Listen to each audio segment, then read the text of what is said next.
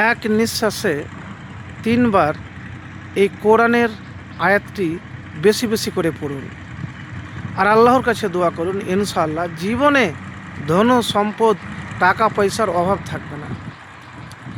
প্রিয় ভাই, আমি এক নিঃশ্বাসে বলেছি, আপনি যত নিঃশ্বাসে পারবেন কিন্তু নিয়াত করবেন।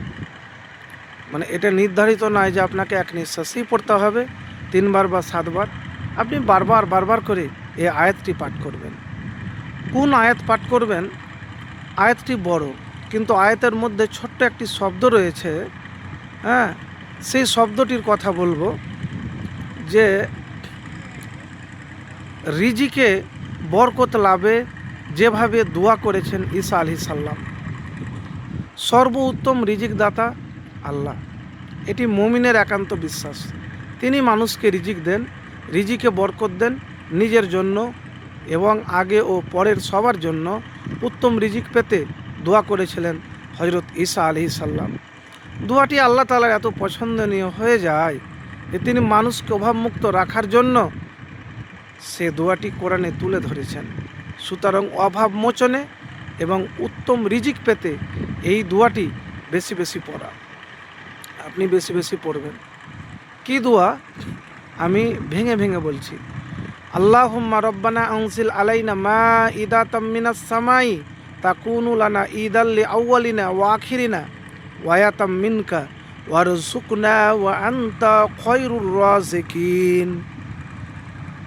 সূরা মাইদা আয়াত নম্বর 114। এর অর্থ হলো, হে আল্লাহ, আমাদের পালনকর্তা, আমাদের প্রতি আকাশ থেকে খাদ্য ভর্তি খাঞ্চা অবতরণ করুন। তা আমাদের জন্য, অর্থাৎ আমাদের প্রথম পরবর্তী সবার জন্য আনন্দ উৎসব হবে এবং আপনার পক্ষ থেকে একটি নিদর্শন হবে। আপনি আমাদের রিজিক দিন, আপনি শ্রেষ্ঠ রিজিক দাতা।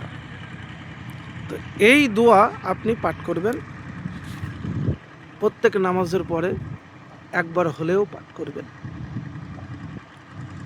কেন আপনাকে বললাম যে রিজিকের মালিক হলো আল্লাহ, এটা মুমিন মুসলিমের বিশ্বাস। তো এতটুকুন আপনাকে বলবো যে হতাশ বা নিরাশ না হয়ে আপনি এই দোয়াটি প্রত্যেক নামাজের পর পাঠ করবেন একবার, তার আগে দুরূদ শরীফ পাঠ করবেন। এবারে আমি যে এক নিঃশ্বাস বলেছি আপনি বারবারও করতে পারেন। ওয়ারযুকনা ওয়া আনতা খায়রুর রাযিকিন,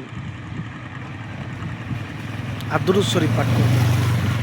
একবার এইভাবে আমল করে দেখুন।